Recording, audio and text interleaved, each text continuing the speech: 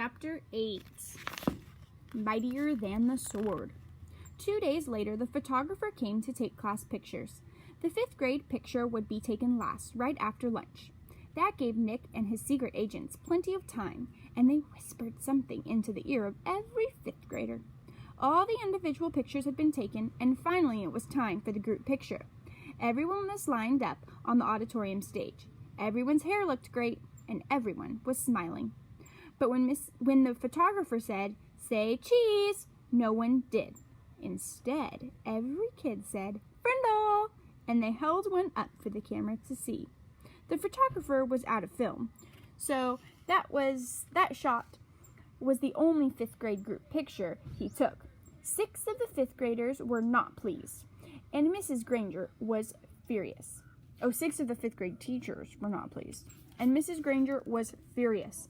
No one had really wanted to make the teachers mad. It was just fun. It also got all the kids in the school talking about the new word. And when people pick up a new word, they say it all the time. The kids at Lincoln Elementary School liked Nick's new word a lot, but not Mrs. Granger. The day after the class picture, she made an announcement to each of her classes, and she posted a notice on the main bulletin board by the office. Anyone who is heard using the word frindle instead of the word pen will stay after school and write this sentence 100 times. I'm writing this punishment with a pen. Mrs. Granger. But that just made everyone want to use Nick's new word even more. Staying after school with the lone Granger became a badge of honor. There were kids in her classroom every day after school. It went on like that for a couple of weeks. One day, near the end of 7th period, Mrs. Granger asked Nick to come talk to her after school. "This is not detention, Nicholas. I just want to talk." Nick was excited. It was kind of like a conference during a war. One side waves a white flag, and the generals come out and talk.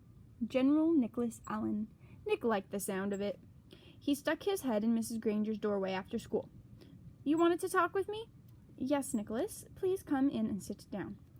When he was settled, she looked at him and said, "Don't you think this Frindle business has gone far enough? It's just a disruption to the school, don't you think?" Nick swallowed hard, but he said, "I don't think there's anything wrong with it. It's just fun, and it really is a real word. It's not a bad word, just different.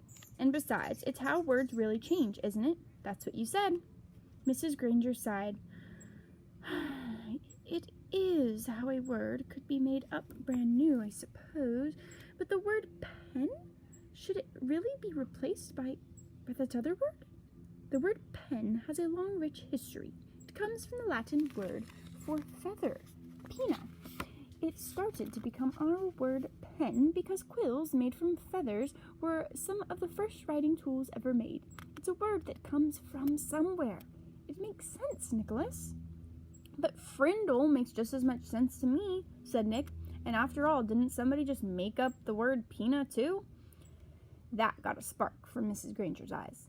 But all she said was, "Then you are not going to stop this?"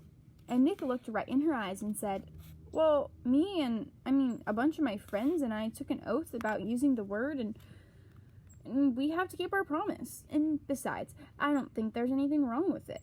I like my word." Nick tried to look brave, like a good general should. "Very well, then. I thought it would end up this way." Mrs. Granger pulled a fat white envelope from her desk drawer and held it up. "This is a letter I have written to you, Nicholas." Nick held out his hand, thinking she was going to give it to him, but she didn't.